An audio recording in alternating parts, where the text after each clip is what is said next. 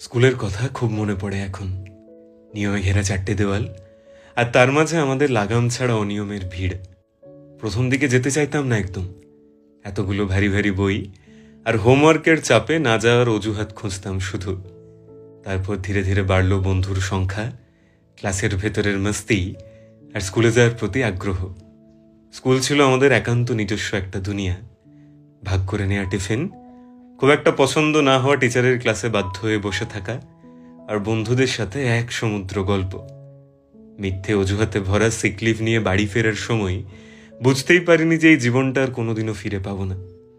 জীবন হঠাৎ হঠাৎ খুব কঠিন পরীক্ষা নেবে ফিজিক্সের কোয়েশ্চেন দিয়ে বুঝিয়েছিল স্কুল।